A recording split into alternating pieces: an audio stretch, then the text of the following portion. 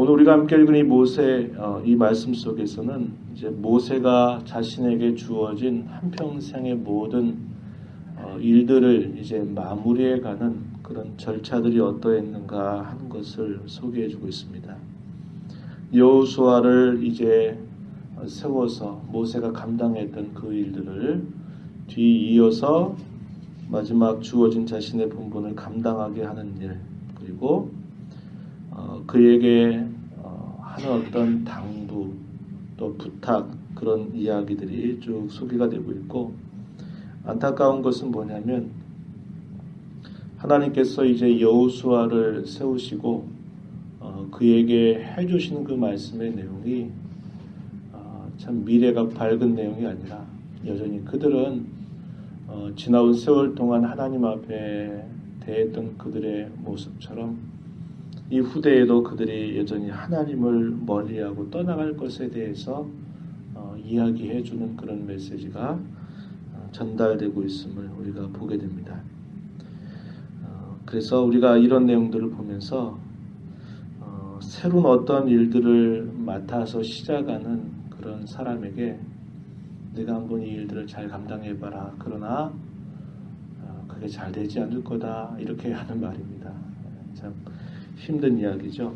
하나님이 후대에 이스라엘 가운데 선지자들을 불러 세우시면서도 네가 가서 내 말을 전해라. 그러나 그들이 내 말을 듣지 않을 거다. 이렇게 말씀하시면서 파송하시는 그런 모습을 우리가 떠올릴 수 있게 됩니다. 먼저 앞의 내용을 좀 보면 모세가 이제 자신에게 맡겨진 일들의 마무리 절차를 쭉 밟아가는데요. 이스라엘 온 백성들을 불러 모으고 그들에게 모세가 말하는 겁니다. 그래서 모압 언약을 갱신하고 난 다음에 이제 모세가 한 일인데요. 온 이스라엘들을 불러서 그가 하는 말이 이제 내 나이가 120세다. 나는 이 요단을 나는 건너가지 못한다 라고 말합니다.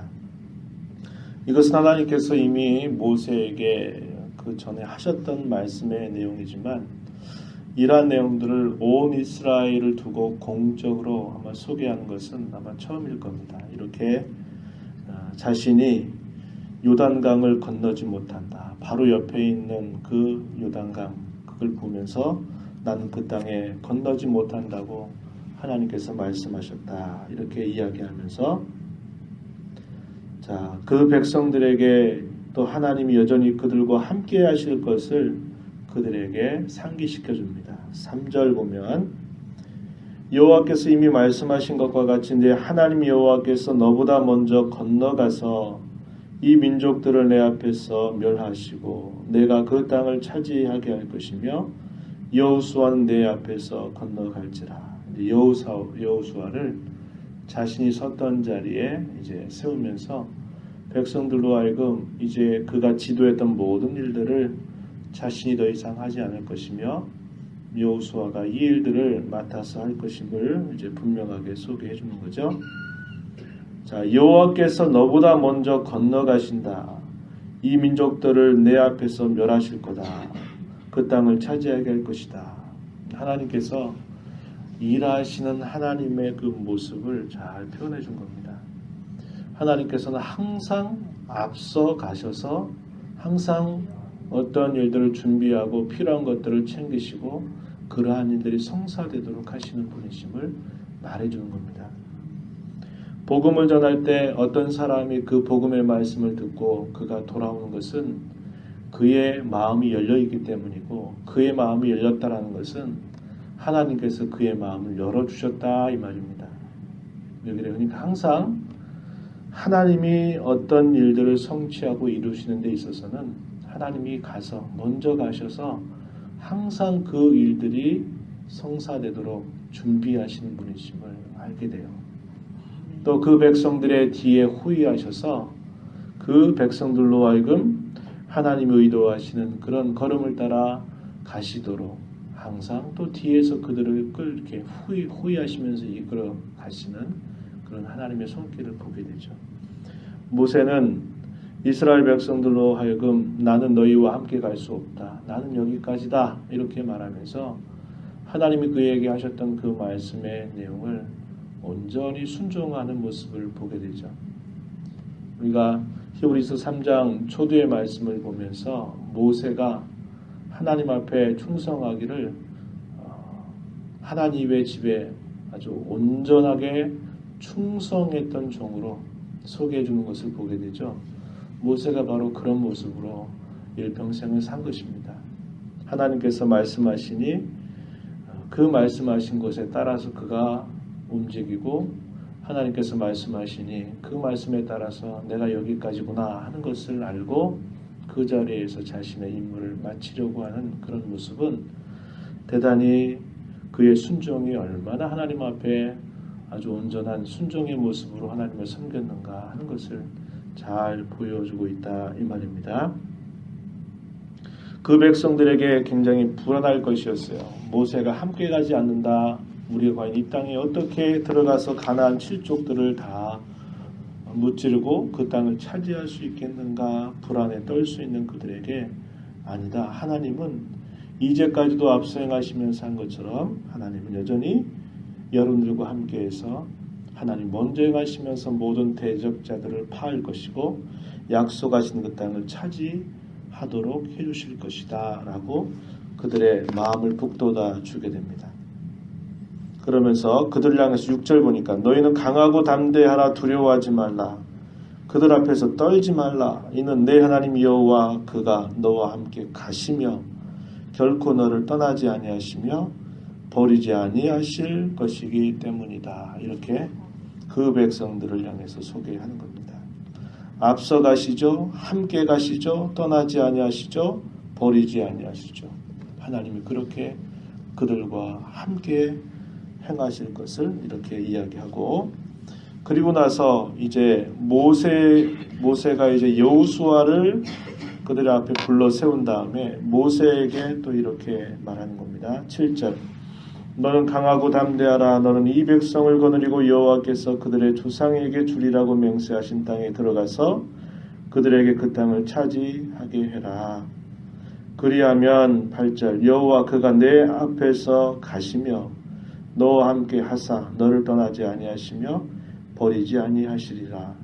너는 두려워하지 말라 놀라지 말라. 모세가 여호수아에게 해주는 그런 말씀의 내용입니다. 여전히 여기서도 하나님이 어떻게 일하시는가를 표현하고 있죠. 앞서 가신다, 함께 하신다, 떠나지 아니하신다, 버리지 아니하신다. 그러니 두려워하지 말고 놀라지 말라라고 용기를 북돋아 주는 모습을 볼 수 있어요.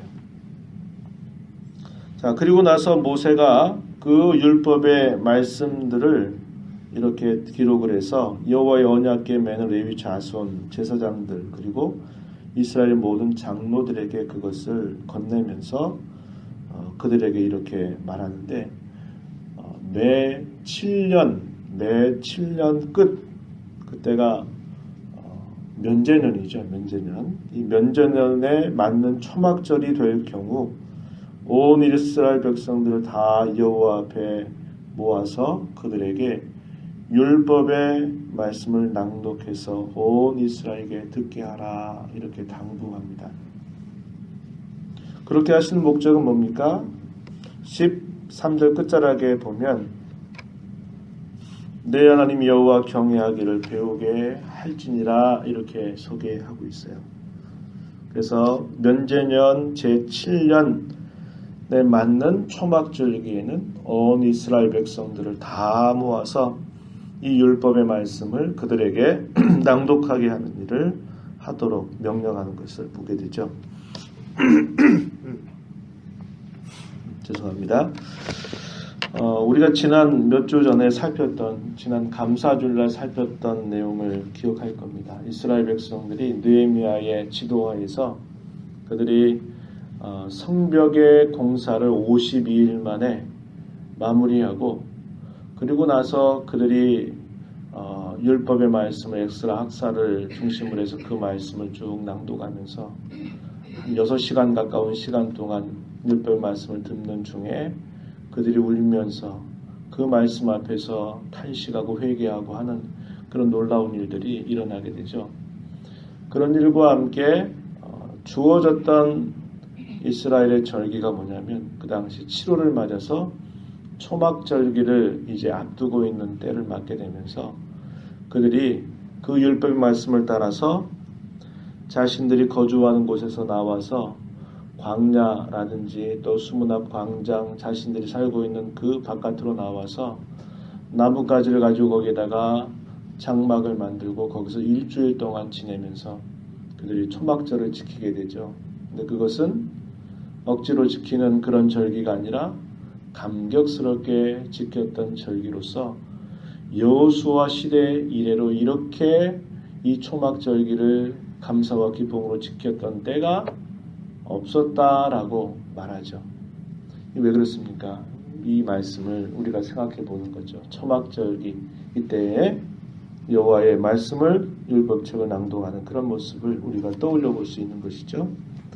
자, 그리고 나서 하나님께서는 모세와 함께 여호수아를 회막에 나오게 하시면서 쭉 말씀하시는데 아까도 말씀드렸듯이 그 말씀의 내용이 밝지가 않습니다. 밝지 않은데요. 자, 그 내용에 보면 자, 16절에 한번 가서 보십시오. 16절 여호와께서 모세에게 이르시되 너는 내 조상과 함께 누우려니와 이 백성은 그 땅으로 들어가 음란히 그 땅의 이방 신들을 따르며 일어날 것이요 나를 버리고 내가 그들과 맺은 언약을 어길 것이다. 이렇게 말씀합니다. 그때 하나님께서 그 백성들에게 허다한 재앙과 환난을 내려서 그들로 하여금 그런 하나님의 징계를 받게 될 것을 이야기하고요. 18절 끝자락에 보면 내가 그때 반드시 내 얼굴을 숨길 것이다 하면서 노래를 하나 써서 이스라엘 자손들에게 가르쳐서 그들의 입으로 노래를 부르게 할 것을 명령합니다.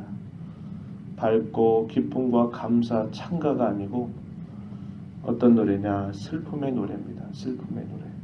그것을 지어서 그것을 그들에게 가르쳐서 그 노래를 부르게 해라. 이제 그 내용이 내일 읽어가는 신명기 32장에 소개됩니다. 우리가 읽었던 30절 말씀을 보니까 그리고 모세가 이스라엘 총회에 이 노래의 말씀을 끝까지 읽어 들리니라. 이 노래의 말씀 하늘이여 하면서 시작하는 쭉 이 내용이 32장 쭉 전체에 거쳐서 쭉 표현되고 있음을 우리가 보게 되는 것이죠. 이 노래를 불러서 그들로 하여금 꼭 그것을 기억하게 하라는 겁니다. 그래서 그들에게 증거가 되게 하라고 말하죠. 19절에 보면 그러므로 이제 너희는 이 노래를 써서 이스라엘 자손들에게 가르쳐 그들의 입으로 부르게 하여 이 노래로 나를 위하여 이스라엘 자손들에게 증거가 되게 하라. 이렇게 말씀합니다. 20절 중간에 보면 그들이 먹어 배부르고 살찌면 돌이켜 다른 신들을 섬기며 나를 멸시하여 내 언약을 어길 것이다. 이렇게 또 말하고 있어요. 사람이 넘어지기 쉬울 때 그때죠. 긴장감을 다 풀어놓고 이제 이 정도면 됐다 싶을 때 그때가 바로 넘어지기 쉬운 때라는 것을 보게 되죠. 그래서 그러한 때 이 노래가 그들에게 증거가 될 것이다. 이렇게 소개하고 있는 겁니다. 그러면서 여호수아에게 하나님께서 또 말씀하시기를 자 그의 마음을 북돋아 주시죠. 23절에 너는 이스라엘 자손들을 인도하여 내가 그들에게 맹세한 땅으로 들어가게 하리니 강하고 담대하라. 내가 너와 함께 하리라. 하나님께서 여호수아에게 말씀하셔요. 그리고 그 일이 있고 나서 모세가 이제 레위 사람들에게 당부하기를 율법의 말씀을 다 써서 그것을 마친 다음에 여호와 언약궤 곁에 두어 그들에게 증거가 되게 할 것을 당부하고요. 그러면서 그 결론도 뭐냐면 너희가 너희의 후손들이 여호와를 거역하고 그러므로 재앙을 당하게 될 것이다 라고 말씀하면서 이 내용이 마무리가 되고 있는 것을 우리가 보게 되는 것입니다. 반역할 것을 아시면서도 하나님은 언약을 갱신하시죠. 그런데 역시 그 내용 속에서 확인하는 것은 하나님은 하시는 그 약속을 이루시지만 여전히 자신의 세대뿐만 아니라 후대의 그들의 자손들까지도 여전히 하나님을 향해서 반역할 것을 이야기해주고 있다 이 말입니다. 하나님이 무엇을 가르치시려고 이렇게 말씀하실까요? 하나님의 베푸시는 그 은혜가 얼마나 큰가를 그들로 하여금 깨닫게 하시는 거죠. 어떤 사람이 약속을 채우고 체결하는 약속을 이렇게 세우는데 서로 약속을 체결하는데 그 사람이 안 지킬까 하면서 누가 약속을 세우겠어요? 분명히 그거 아주 명백하게 알고 있다면 누구든지 그 사람과 약속을 하겠습니까? 안 하죠. 근데 하나님은 아시면서 하신다 이 말이죠. 그분의 사랑이 짓밟히고 그분이 그 백성들을 향해서 행하신 일들이 참으로 아무것도 아닌 것처럼 무시되는 일들을 그들이 보면서 하나님이 보시면서도 그들과 언약을 세우시고 하나님이 행하실 바를 분명히 행하실 것을 약속하신다 이 말입니다. 그 일을 통해서 하나님이 어떤 분이신가를 알기를 가르치는 겁니다. 하나님의 은혜가 얼마나 크고 그분이 받으셔야 할 영광이 얼마나 큰 것인가를 보여주고 사람은 여전히 사람이고 하나님은 여전히 하나님이심을 보여주면서 우리 사람으로 하여금 겸손을 배우게 하시고 회개함을 배우게 하시고 하나님의 말씀을 순종하되 율법적인 두려움으로 하나님을 섬기는 게 아니고 하나님의 은혜에 대한 감사, 다시 말해서 복음적인 그런 순종을 그들에게 행할 것을 가르치시려고 하나님께서 이렇게 말씀하시는 것을 우리가 보게 됩니다. 오늘 우리가 이 말씀을 보면서 아까도 말씀드린 것처럼 모세는 하나님 앞에 온전한 헌신과 순종의 모습을 보여주죠. 자기가 시작할 때 그리고 그가 앞을 향해서 전진해 갈 때 그리고 마칠 때를 제대로 알고 그것에 순종하는 자세를 모세는 잘 보여주고 있어요. 우리도 마찬가지입니다. 우리가 이 땅에 살아가면서 앞을 향해서 나아가야 될 때, 서 있어야 될 때, 어떤 일들을 또 감당해야 될 때, 그 일들을 마쳐야 될 때 자신들이 앉고 일어서고 행하고 멈추고 하는 그 모든 일들을 잘 분별할 줄 아는 그런 신앙 자세를 우리가 배워가야 되가 하는 것이고요. 아까도 말씀드린 것처럼 하나님께서 베풀어 주시는 그분의 변함없으신 그 사랑, 그분의 은혜를 우리가 기억하고 언제나 겸손, 또 언제나 회개하는 자세와 하나님의 은혜에 대한 감사와 감격을 가지고 하나님 말씀에 언제나 순종하려고 하는 자세를 잘 배워 살아가는 저와 여러분 모두가 되어야 할 것입니다. 이 하루 또 남은 2016년 이 12월 마지막 달에 또한 이런 결심을 가지고 주 앞에 살아가는 우리 모두가 되기를 진심으로 축복합니다. 잠시 기도합니다. 하나님 아버지 감사합니다. 또 새로운 한 달을 저희들에게 허락하여 주셔서 다시 한번 또 새로운 한 달을 주님 앞에 결심하며 우리의 마음을 다지며 또 이 한 달을 출발하게 해주심을 감사합니다.